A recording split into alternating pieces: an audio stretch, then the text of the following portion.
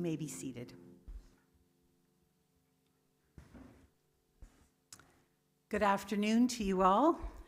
On behalf of the Friesen family, I would like to welcome you here to celebrate the life of Elsie Friesen, who was a longtime member of this church and left her mark on the lives and hearts of many. My name is Cheryl Coop, and I'm one of the pastors here, and I'd like to thank you for coming and supporting the family at this time of grief, celebration, and remembering their mother, grandmother, and great-grandmother. Personally, and on behalf of the faith community here at McIver, I would like to offer condolences to all of you. And now, before I pray, I would like to read one of Elsie's favorite passages, found in Isaiah 43 from the New Living Translation. But now, O Jacob, listen to the Lord who created you. O Israel, the one who formed you says, do not be afraid, for I have ransomed you. I have called you by name. You are mine. When you go through deep waters, I will be with you. When you go through rivers of difficulty, you will not drown. When you walk through the fire of oppression, you will not be burned up. The flames will not consume you. For I am the Lord your God, the Holy One of Israel, your Savior. I gave Egypt as a ransom for your freedom. I gave Ethiopia and Seba in your place. Others were given in exchange for you. I traded their lives for yours because you are precious to me. You are honored, and I love you. From my time spent with Elsie this past year in visits to Bethania, this passage captures what she knew to be true. God was with her no matter what she was experiencing, and out of her deep love for him and his deep love for her, she could reach out and encourage others. I am grateful for these visits I could have with her, where I could witness both her faith and her humor, and in her last days also use these verses as a reminder of God's deep love for her and he knowing her intimately. Now let's pray. God our Father, we thank you for this very beautiful day. We thank you for your servant Elsie and how you created her. We thank you that we can remember her and the way she left an imprint on our lives. And I pray that as we celebrate her life, we would also honor you, the creator of her, and how you gave her to us as a gift. And as we remember her, may there be memories of joy and also times that were difficult where we could come alongside of her in different ways. Thank you so much for her life, for her deep love for you, and that she understood the grace and mercy that you offer, Jesus. And I pray all these things in your name, Jesus. Amen.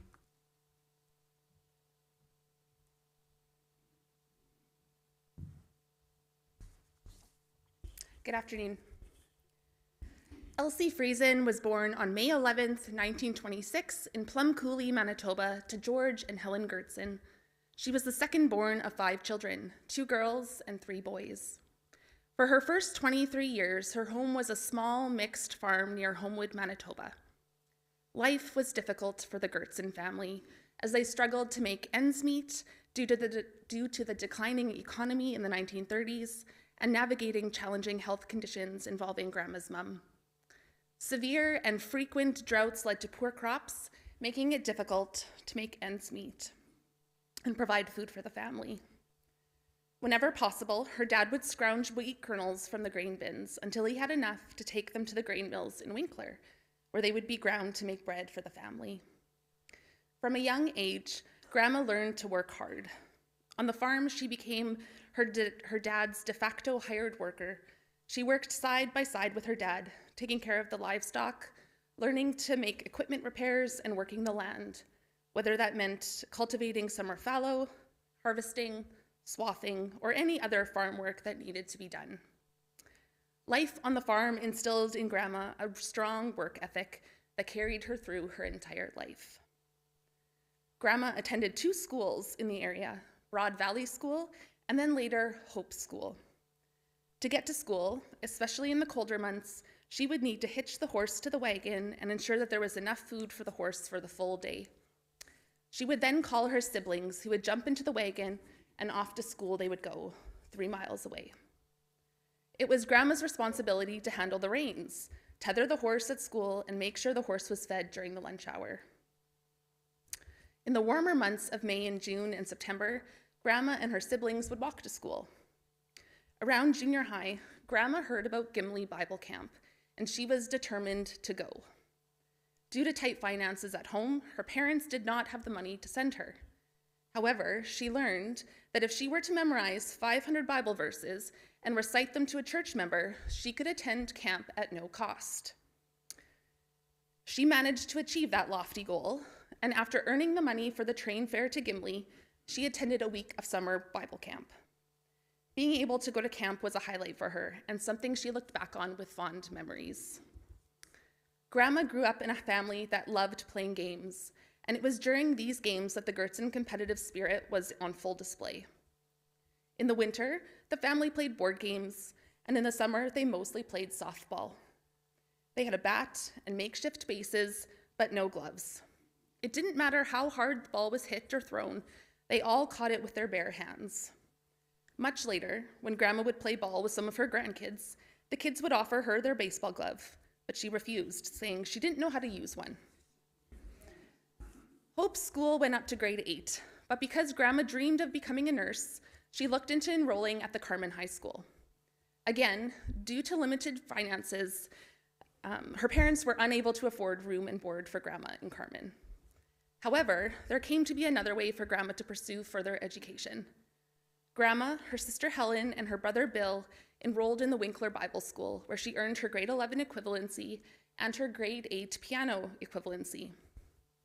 Grandma and her sister Helen found part-time jobs in Winkler to pay for the room and board. And by this time, her parents could afford to cover the tuition for their kids to attend Winkler Bible School. It was here at Winkler Bible School that Elsie also met John Friesen, but they wouldn't marry for a few more years. Grandma had always planned to move to Winnipeg to get her nursing diploma. Again, the cost of tuition, books, and room and board was too much for the Gurtsen family, and as a result, Grandma felt she needed to let her dream of being a nurse go. While she was disappointed, she was also resilient. After her years at Winkler Bible School, she and her best friend boarded a Greyhound bus and traveled to St. Catharines, Ontario, where they worked on the large orchards and vineyards of Beau's Farms. Who knew? The owners had an on-site boarding house, which made it possible for her to stay there. The days in the orchard were long ones, but Grandma was no stranger to hard work. This was what she had grown up doing and knew nothing different. Working in St. Catharines also allowed Grandma to have some fun adventures.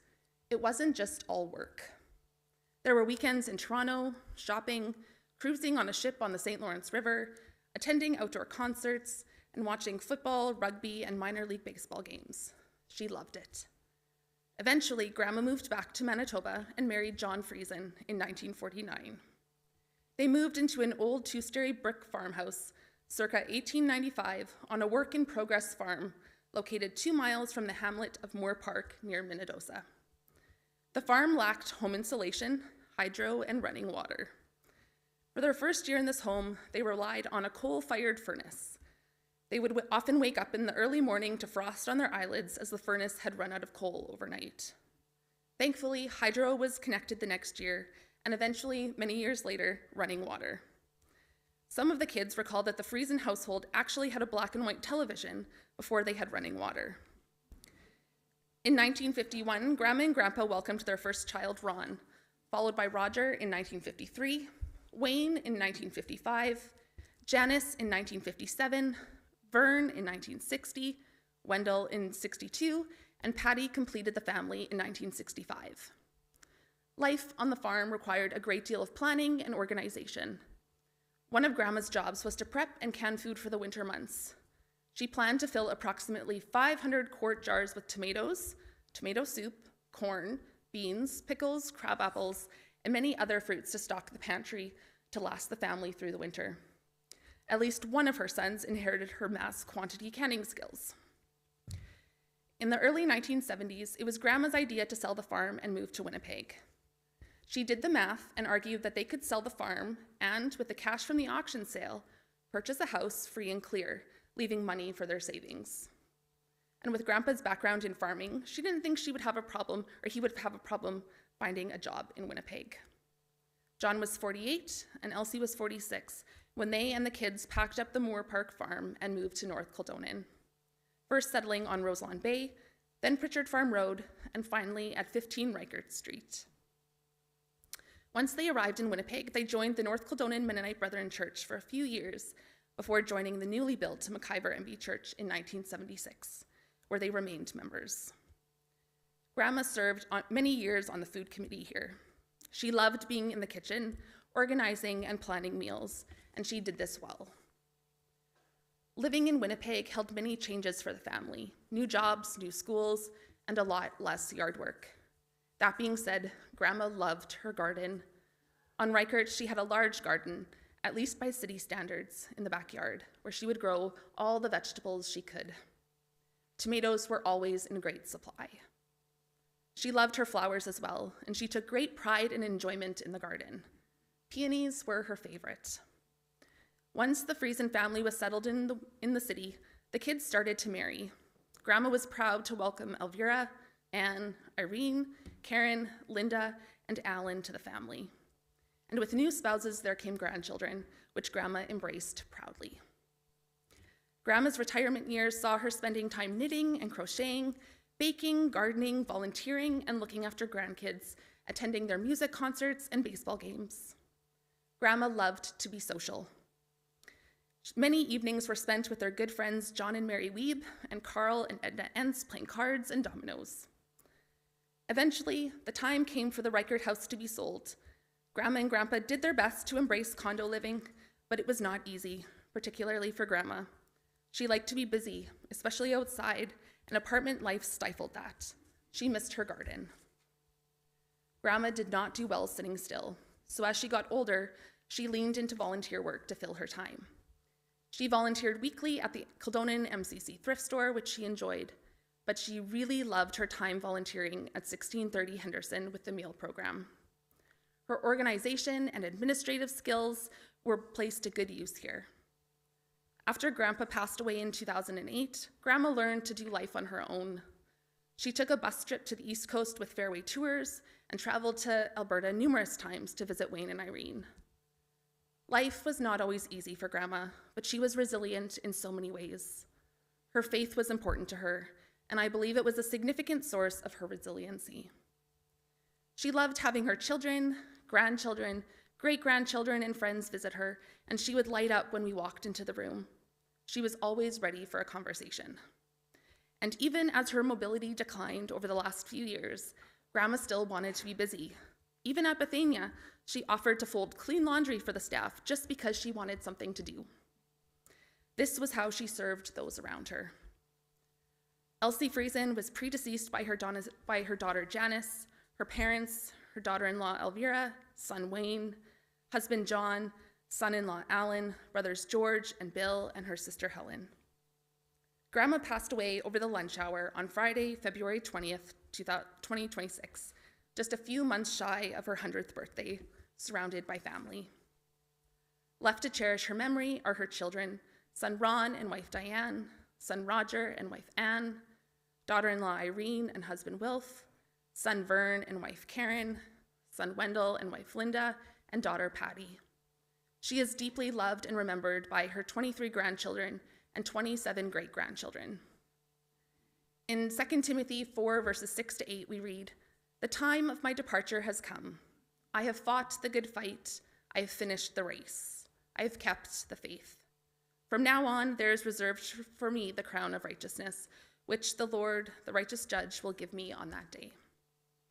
Grandma, you have lived a long and full life.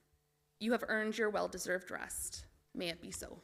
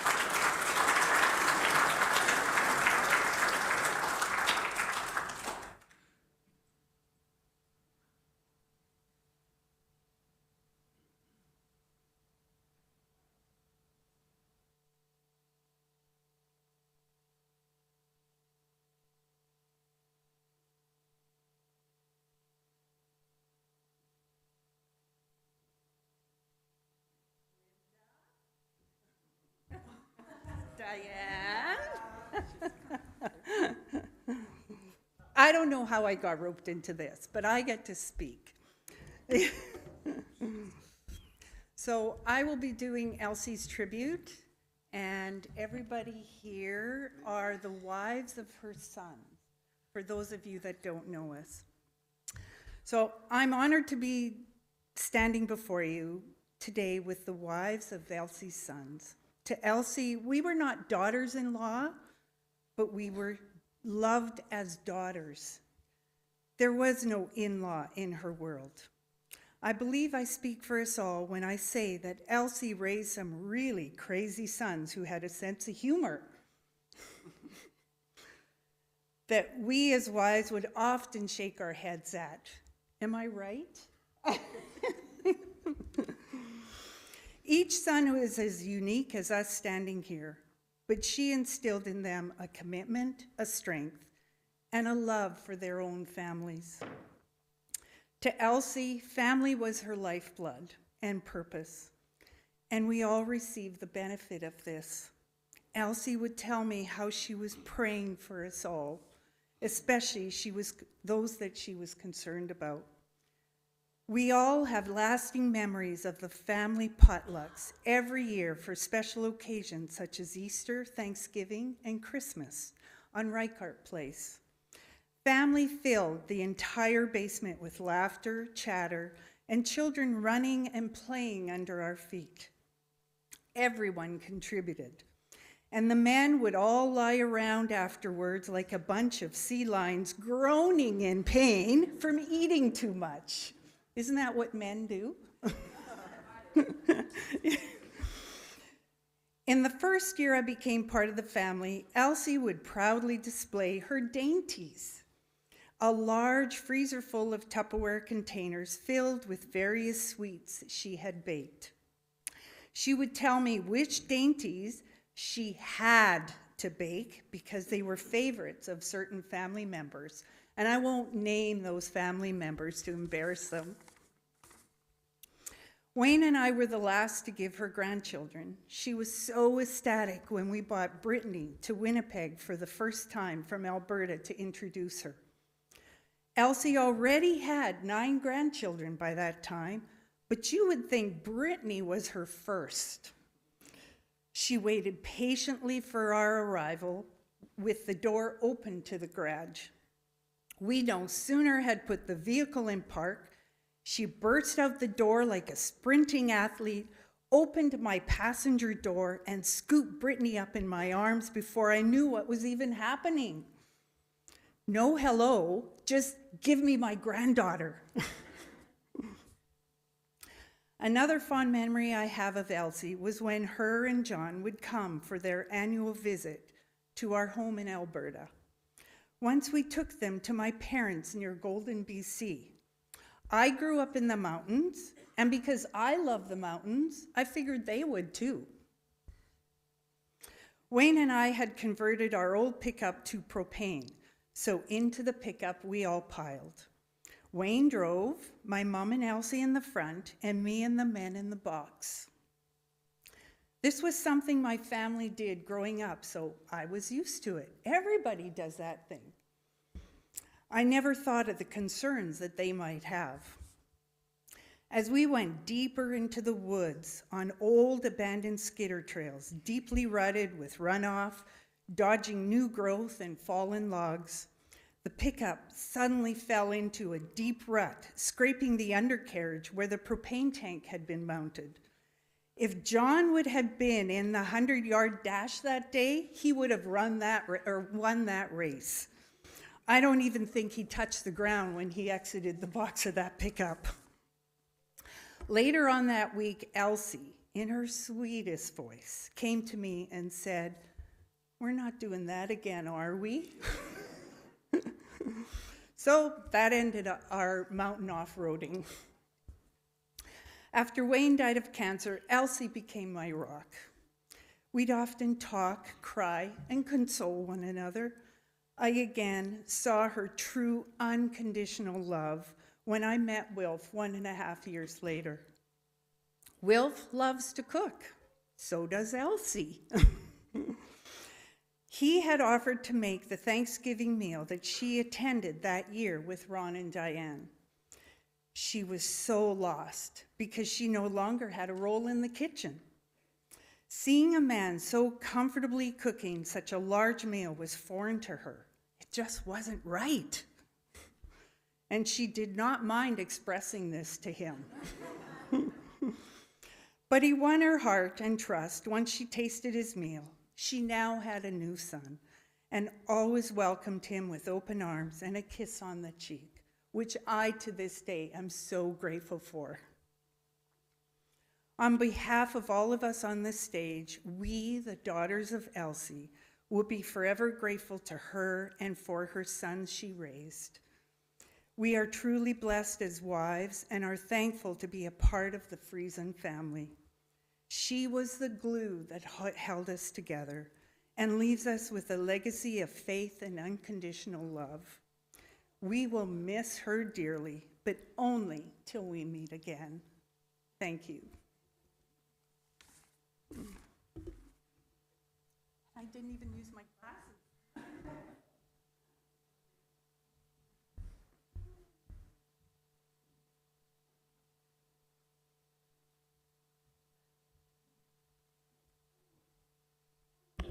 Promise I'm not trying to steal the show here. I heard that. I'm Carla. I am Elsie's eldest granddaughter, and I am going to be giving the tribute on behalf of her many grandchildren. First of all, Grandma, you were supposed to live forever. My brothers and I would joke about it, that Grandma would for sure outlive us all. She was that strong, that resilient, that tough, full of grit, as our dad likes to say. She was well on her way to 100. I told her I was going to bring the Winnipeg Pops Orchestra to her personal care home, substituting for the piccolo player to help celebrate her mega milestone birthday. "What's a piccolo?" she asked me curiously at our family gathering just 2.5 months ago. In case you don't know, it's what I played over there. "I'll show you," I promised, but by the time I did, her oxygen levels were low and she was nearly ready to let go. I'm still going to be playing with the Pops at Bethania, with a performance dedicated to Elsie, because Grandma was always one of my biggest fans. Whether I was playing the flute, singing, acting, storytelling, or giving a speech, whatever, she loved me up on stage. So this right now feels kind of fitting. But this isn't about me. It's about us cousins, our collective experience of having had the honor of Elsie Friesen as our grandmother. I realized the other day that she had been a grandmother for half of her life, and it was a role that she took on wholeheartedly. I'm sure many of us feel that nobody grandma'd quite like she did. Our hearts, while perhaps a bit sad, are full as we remember and celebrate the extraordinary life of a woman whose greatest joy was her family, especially her grandchildren. The memories she created for us are a testament to a life lived with unwavering love, strength, and determination, connection, and a healthy dose of fun. Grandma had a unique way of making each one of us grandchildren feel like the center of her world. For many of us, her home, wherever that happened to be, was the place where we felt the most special. Her care and affection were constant and comforting.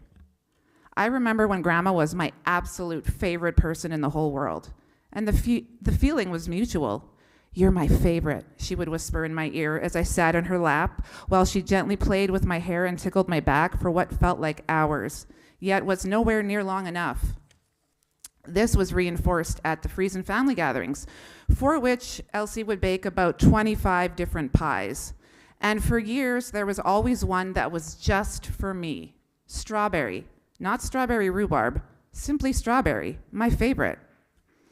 Of course, we were all Grandma's favorites. She had this way about her, something that made you feel like you were the most important person in the world. She had so much love to spread. With each grandchild, great-grandchild, step-grandchild, foster child, in-law, and so on, it just seemed that her love would only grow. Brittany captures the depth of this care. I'll never forget how, whenever I called her, her voice just lit up when she realized who was calling, she remembers. And whenever she knew we were coming over, she never left that window while waiting for us. She would have the door open before we even reached it. She loved her family so much and was so internally invested in what everyone was doing. Monica agrees. She shares her appreciation for how invested Grandma was in all her grandchildren's lives and in her life as a parent. She also cared deeply about my foster kids and what was going on with them, Monica says. Grandma was a prayer warrior. She prayed, she cared, and she remembered. And that's what made those visits in her later years so special. Beyond the power of her love was her spirit of strength. Grandma was a strong, determined, and, as has been said already, resilient woman who never let anything stop her from doing what she set her mind to, a trait that both inspired us and occasionally worried us. Her hands, which worked so hard throughout her whole life, became a symbol of this strength. On her 99th birthday, she told my partner Andrew, after being asked how she was feeling physically, "The only thing that hurts are my hands. I work too hard on the farm." Her strength even became a running joke, as Scott recalls a memorable encounter from his final visit to Grandma at Concordia Village. Every few months, Scott would visit. Grandma would come down from her suite, meet him in the foyer, and they'd head back up together for a coffee and a chat. This particular time, Scott was waiting in the foyer, as usual, and Grandma, presumably running late, stumbled out of the elevator, wheezing, huffing, and puffing, and just generally out of breath. "Grandma, are you okay?" Scott exclaimed, to which she replied in between gasps, "Yes, Scott, sorry, I just finished doing 30 push-ups." Scott was shocked, but proud. This became a bit of a talking point, a challenge even, at his gym. "Come on, my grandma's 97 and she can do 30 push-ups and you can't even do 25? What's wrong with you?" Aunt Karen later told Scott that what Grandma actually meant by push-ups was vertically pushing against the wall, which is still impressive. And Scott would like you all to know that the gym challenge still remains. Renee witnessed this determination firsthand on the balcony of Valhalla. A few of us were visiting on her balcony, and she had this very big planter full of dirt and a plant, so it was heavy, Renee remembers. She got it in her mind that she wanted it moved, so she just went over and picked it up and moved it over to another part of the balcony. We were like, "Grandma, that's heavy, ask for help." But she was a strong, independent woman, and she just knew she wanted it moved, so she got the job done. Lorena adds that she remembers Grandma's strength from years ago when she carried heavy pots of food at family gatherings. She was so strong and determined to carry them without any help. Larissa beautifully describes how Grandma's hands told a story of strength, raising kids, cuddling grandkids, baking, cooking, cleaning, hands full of determination, perseverance, and love.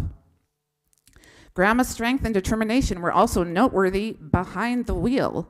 She drove for most of her life, from farm life to the city, and didn't stop until about 2020 when she moved from Valhalla to Concordia. Before she made this decision, and before Steve and his wife Nikki moved to Brandon, Steve recalls driving north on Henderson, just crossing Chief Peguis, and noticing up on the left in front of Valhalla a giant old boat of a car with its nose just poking into the median and the rest of the car holding up at least 2 or 3 lanes of southbound traffic. Steve shares, "I commented to Nikki that MPI needs to consider retesting seniors, considering how this random old lady was clearly endangering herself and everyone driving near her at the time. As we got closer to the intersection, I realized that this random old lady was, in fact, my grandmother, with both hands on top of the wheel and a frowny face, trying to spot a mile-long gap in traffic in order to make her move. Strength and determination indeed. But Grandma was more than loving, and Grandma was more than strong. She also had a fun and nurturing side. Grandma's place was the home base of many delicious meals and treats, entertainment, and fun antics. She was deeply engaged with her grandchildren, making sure everyone was well fed, cared for, and happy. Her playful side comes up repeatedly. Bernie and Monica both recall the excitement of being chased around the living room as she tried to tease and tickle them with her knitting needles. And I'm sure many of us remember all of her goofy antics with those darn dentures. For Bernie, her care was healing. As a kid, when he was sick with the flu, he said, "Grandma would load me up with peanut butter toast and root beer while I watched The Price is Right," he shares. "Somehow, I always got better, every single time." Grandma was also the family's movie curator. Kara remembers her pretty substantial VHS collection, and Kevin shares that it felt like she was always buying us movies, and then she'd always take the time to sit and watch them with us. And of course, her baking was legendary, from those pies to that weird pink dessert to what Kara describes as the best peppermint cookies ever, and yes, I agree, to the crepes that she made for Derek during their catch-up lunches at Valhalla while he was working there. Grandma even got to share in a 4-generation moment during the pandemic with Ron, Mark, and Mark's oldest when Grandma was in Morden to attend the funeral of her sister Helen. Mark proudly offered her what she claimed was her first ever beer at his first brewery, Rendezvous. Grandma even claimed to enjoy this beer, a berry ale with a hint of sweetness that Mark poured to help compensate for the loss of her sister. Speaking of loss, Grandma experienced her fair share of it, including having lost daughter Janice when she was just 2 years old. After I lost my mother Elvira, Grandma's daughter-in-law, in 2002,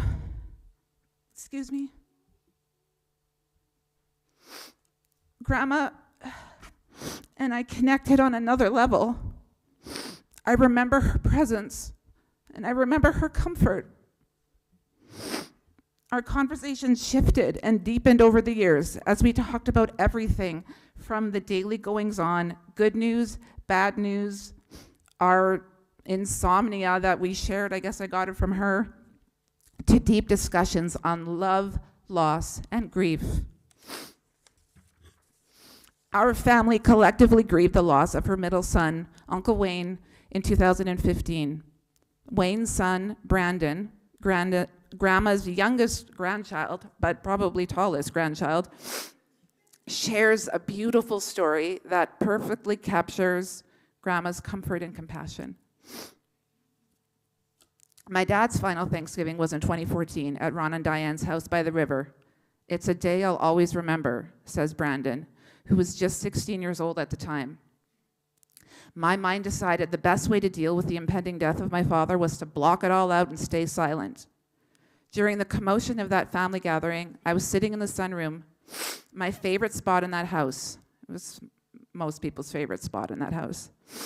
And even though I was surrounded by family, I felt completely alone. But Grandma saw that. She came and sat down beside me. She recognized the 1,000-yard stare on my face, and she knew that feeling of grief all too well. She gently got me to open up, and we talked for what felt like the entire night. Something she said to me has stayed with me ever since. She told me, "It's hard to watch, but you can't turn away and pretend it isn't happening. Go, sit with him, and talk to him, because you'll never forgive yourself if you don't." Even though she herself was distraught and anxious about everything that was happening, she still instinctively chose to comfort me without hesitation. That was Grandma. Selfless, loving, always putting others before herself. Her compassion, not just for her family, but for everyone around her, and the unconditional love she gave to all of us is something I will always cherish. Thank you for sharing that, Brandon. Throughout her many decades, Grandma was a constant, thoughtful presence in our lives, always there for a chat, a check-in, or just to let us know that she was thinking about us and praying for us. It was important for her to stay connected. Probably the most enduring and anticipated ritual for many of us was that annual birthday phone call. For me, I appreciated that she always asked me how it felt to be such and such years old and what I was doing that day to celebrate. For about 10 years, it was tradition for my family of 5 to head to Gimli on my birthday. Grandma knew. Grandma remembered.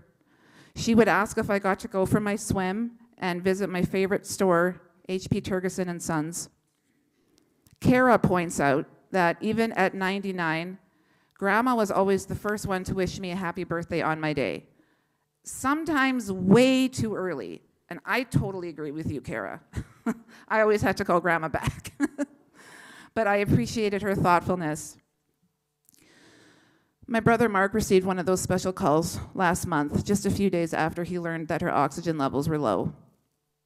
Grandma called me just like always, he shares. Sharp and upbeat, she began to wish me a happy birthday, asking me how it feels to be 44, how my boys, Gibson and Wilkes, are doing, as well as how my wife, Kristen, was doing. I was blown away by this 99-year-old's memory and positivity, and I will never, ever forget that phone call. This is another perfect example of her dedication to her grandchildren, right until her last breath. Life didn't cheat her out of anything, remarked one of her Bethania personal care home caregivers right after she passed away on February 20th. She was just a few months shy of 100. She wasn't on any painkillers, and she was sharp as a tack right up until the end with family around her. Grandma's life was a masterclass in loving deep, working hard, and showing up. We will miss her pies, her push-ups, her presence, her care, her comfort, her compassion, her investment in all of our lives, and the power of the human spirit that she embodied. We'll miss you, Grandma. We truly are a big, blessed bunch of grandchildren. Thank you.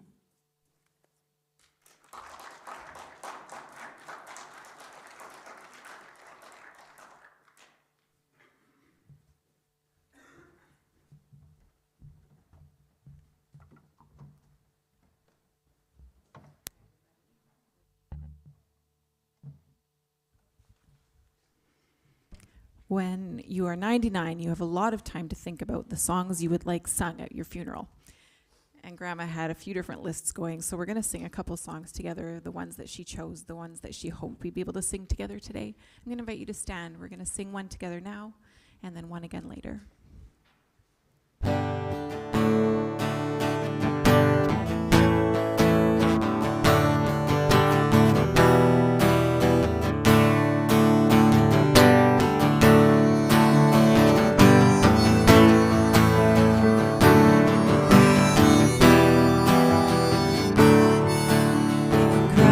Alone, my hope is found.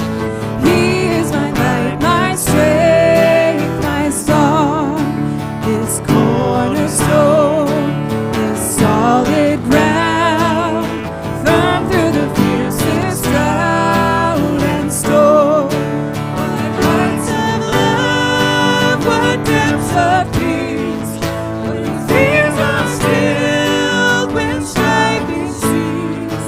My comforter, my all in all. Here in the love of Christ I stand.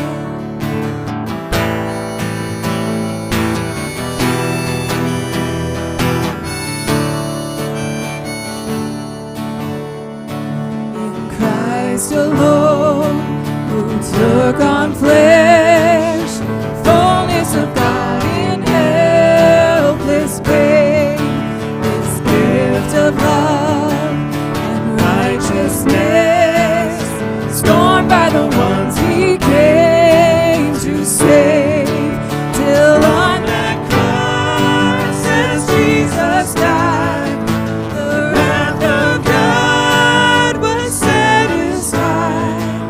For every sin on him was laid. Here in the death of Christ I live.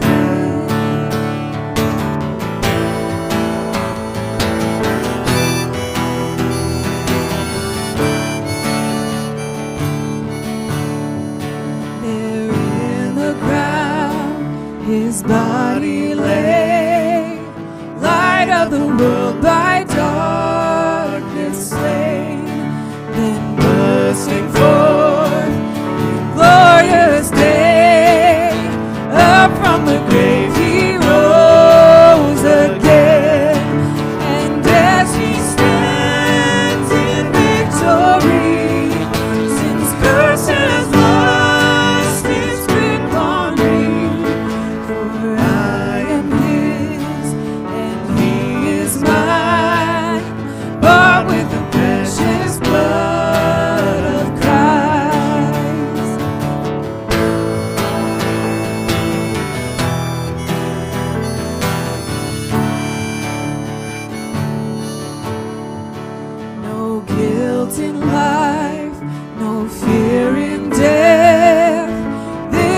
the power of Christ in me.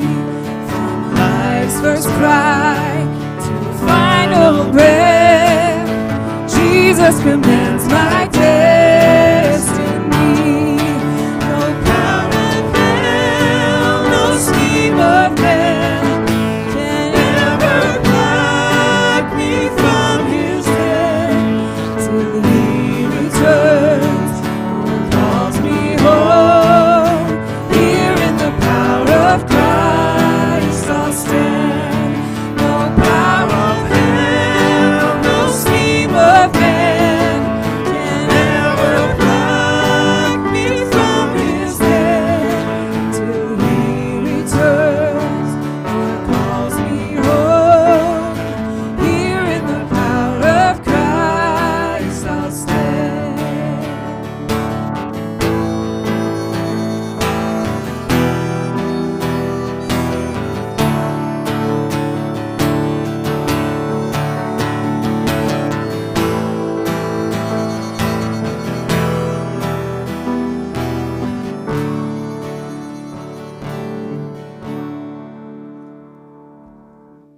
Thanks. You may be seated.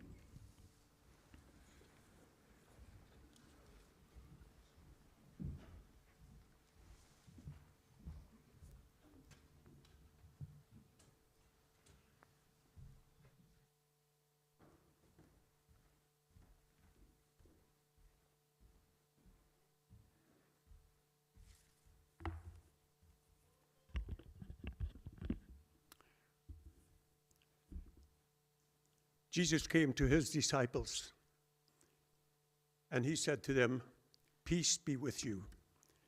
That would be my prayer for the whole family, Friesen family, and for each one who has come to help him celebrate Mom's life. There's a saying that goes this way: some people die as long as they live, and then some people live till they die. And I would say that your mom, grandmother, great-grandma, that she lived till she died. Roger, when was the last game that you had with Mom? Not too long before she died, huh? Yes, and she was sharp. She was sharp. I'm very thankful that you have provided the text, and I'm going to read the text. Ephesians chapter 2, the verses 8, 9, and 10. For by grace you have been saved through faith, and that not of yourself. It is the gift of God, not as a result of works, so that no one may boast. For we are his workmanship, created in Christ Jesus for good works, which God prepared beforehand so that we would walk in them. Paul is a very good teacher. His teaching goals are always clear. And in this portion, he wants to convey to the Christians in the Ephesian church that there is a sufficiency, an all-sufficiency of Christ that's available to each one of us. Christ has provided, Christ has given enough so that there is enough for each and every one. There's a story that's told that a certain lady by the name of Hetty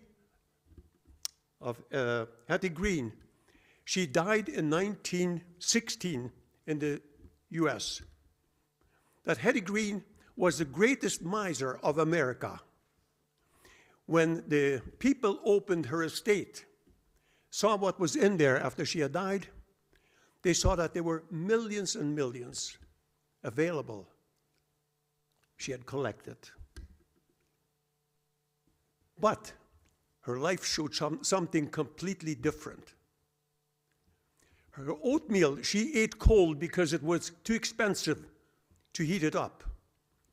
One of her children had one leg amputated because it took her too long to find a medical clinic who would treat that leg for free.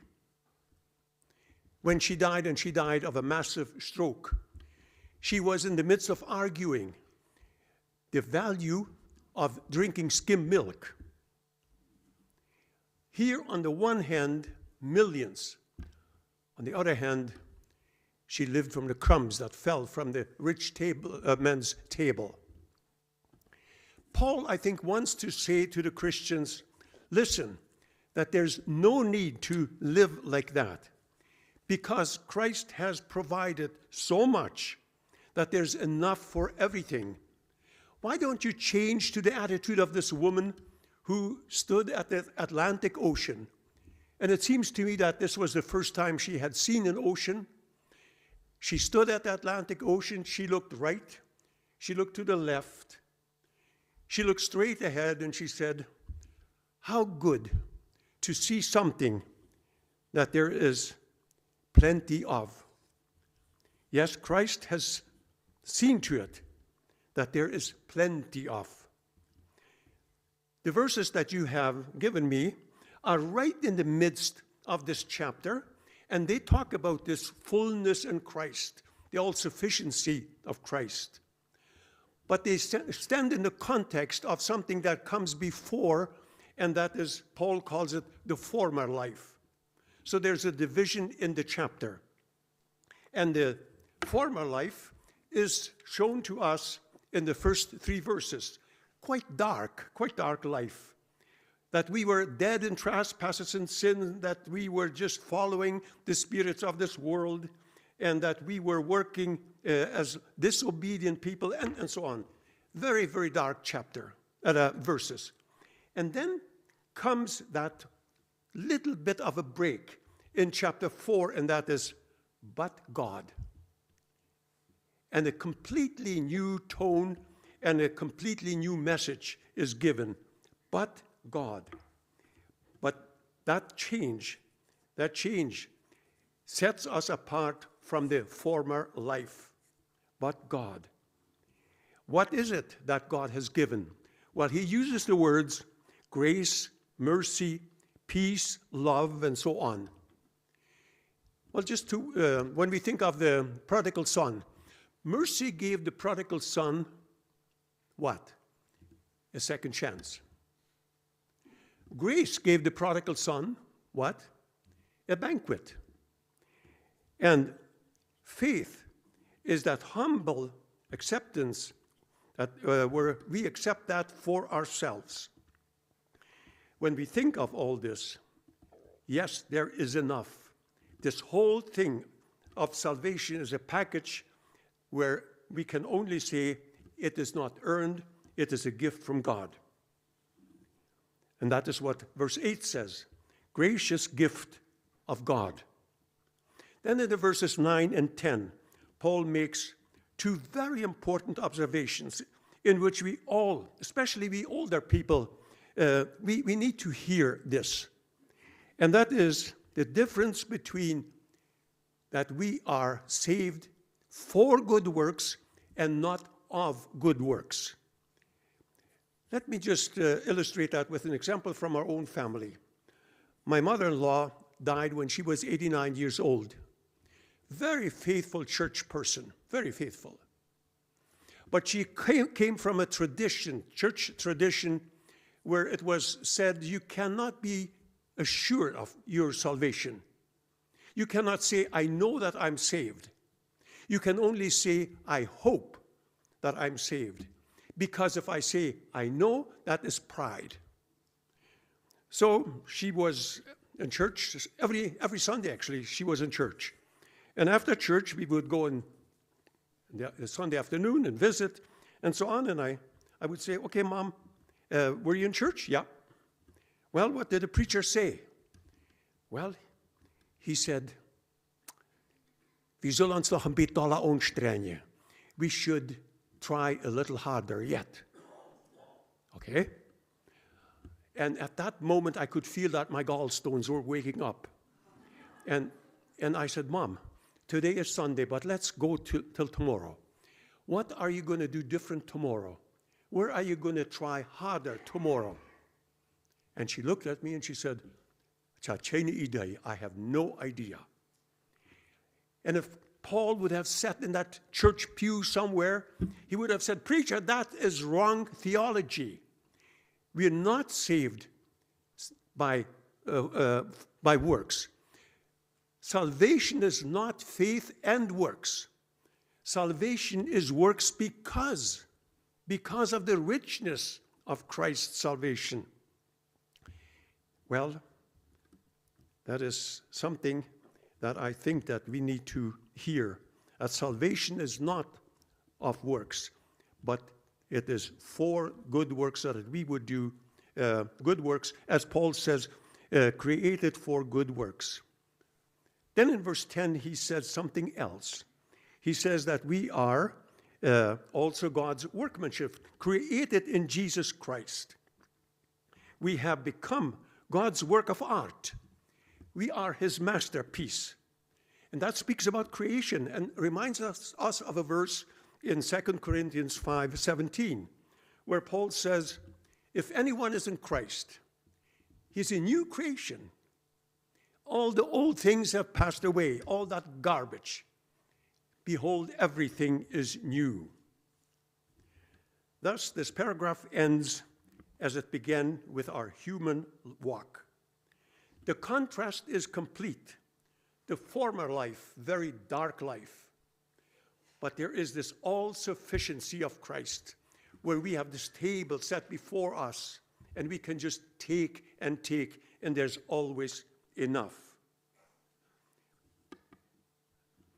By two very important words are because of this transition from the old to the new. And those are the words, but God, and then by grace. We could say that we are trophies of God's grace. In conclusion, we are in the season of Lent, moving from Ash Wednesday, reminded of death, moving towards Good Friday, reminding us, yes, Christ died for us, and then going into the Easter Sunday resurrection. All these topics, all these themes are included in this text. Yes, it is because of the resurrection of Christ that we can walk into the newness of life. It is said of Reverend Paul Gibson, he was the principal of the theological school at Cambridge, and when he retired, they had a retirement party, and after all the people, the board chair and other people had made their juicy speeches, it was time for Reverend Paul to speak. He got up and he actually he made a very deserved compliment to the artist because a portrait was unveiled and of him. And he said, you know, when I look at this picture, I don't think that the people who will come and look at this will say or ask, who is this man? What will they ask? They will ask, who painted that portrait? Paul shows us in this text that God has displayed more than skill. We are both. We are the exhibits of his skill, but also trophies of his grace. Your mom, grandmom, was one of those trophies of God's grace. Amen.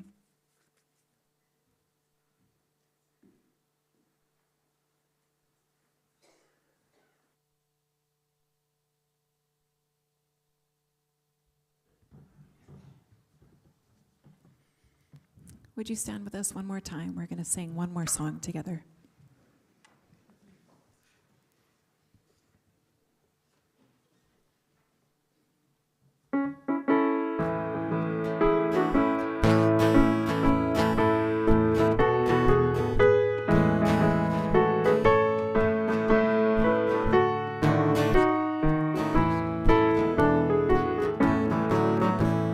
Sing the wondrous love of Jesus, sing his word.